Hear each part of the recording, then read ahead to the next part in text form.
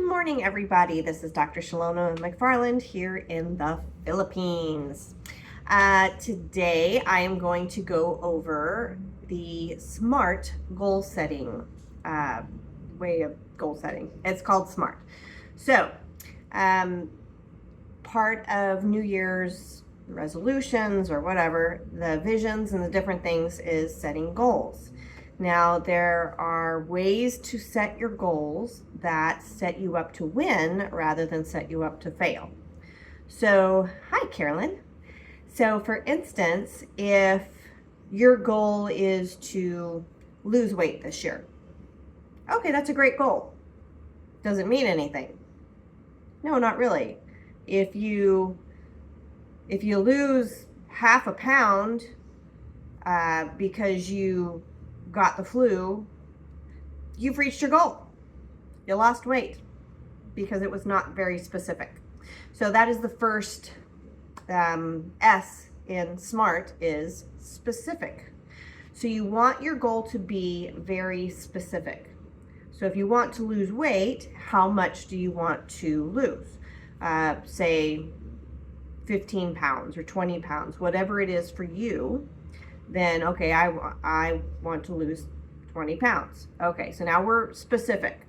Still not a good goal because it's just a wish, want, and a hope right now, right? Okay, so the second is M, measurable. Okay, so 20 pounds is measurable, so that's good. The third is attainable. Is it attainable for you? Well, probably. It's pretty attainable for most people to lose 15 or 20 pounds, okay? R is risk or reward. It could be either. But if there's a risk involved, then that can sometimes set you up to win better than not. The risk might be you're going to a high school reunion, and if you don't lose the weight, everybody's going to laugh at you because you're, hi Anita, you're heavier than you used to be, or whatever, whatever the risk is that you create for that, that's what you want. You want a risk involved. And then the last is time. You want there to be a time factor. So there was not a time factor in that goal, was there? Okay, now here's the other thing. Our words are really important. So if you just say, I want to lose 20 pounds this year. Okay, now you've got a time factor on it, but not a very good one. And you're still a wish, want, and a hope, right? Okay, so first off, if you're wanting to lose weight, I suggest you change your wording to release. Because if you lose your keys, generally, you want to find them, right? So in your brain, when you say, I want to lose weight, your brain says, fine, we'll lose it, but then we're going to find it in some of its friends because we find things that we lose, right? Okay, so I recommend release. I release 20 or more pounds this year, okay?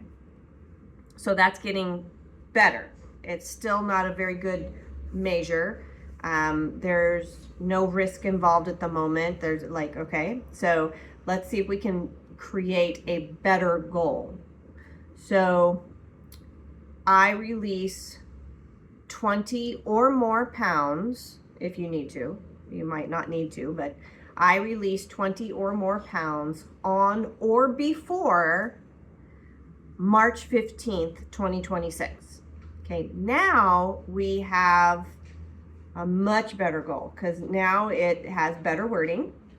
It's measurable, and the risk, you can write in a risk as well. I release 20 pounds on or before March 15th, or I don't get to go to Bataha, or whatever, or I don't get to go to that reunion, or whatever. So you can create a risk within the goal, but try to keep it as positive as possible. Gidget, hey, I'll see you in a minute. She's probably battling a parking lot cat.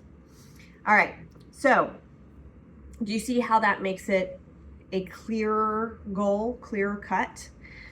Tomorrow I'm going to go over a heart goal, which is just a different mnemonic for a slightly different variation on how to set goals. You put the two together and it's very powerful, okay? So let's look at a different goal. Let's look at maybe a financial goal. Maybe you have a goal where you want to create $50,000 or more this year, okay? So let's see how we could word that. I generate $50,000 or more on or before June 28th, 2026. You got to get the year in there because June 28th could be any year. So you got to put your year in there. On or before 2026. I don't know, so that I can go to Disneyland. I don't know, whatever your reward or risk is, okay? So that implies that if you don't get it by then, you don't get to go to Disneyland. So those are a couple of different ways of setting goals like that. Gidget's playing tug of war with me. I'm really not this off. Like you could also have a spiritual one, like I read my Bible maybe an hour or more per week. Okay, so you want to set it up to where if you do, I read my Bible every day in 2026, that's a fabulous goal. However, what if you get sick? What if you're traveling? What if, I don't know, somebody gets hurt or dies and you don't even think about it? You know, you have to think about those kind of things too. Release. So that you set yourself up to win. You don't want to set yourself up to fail. You want to set yourself up to win. So if you do like I read an hour or more of my Bible every week, okay, that's 10 minutes a day, if you want to break it down, would do it. It went that way.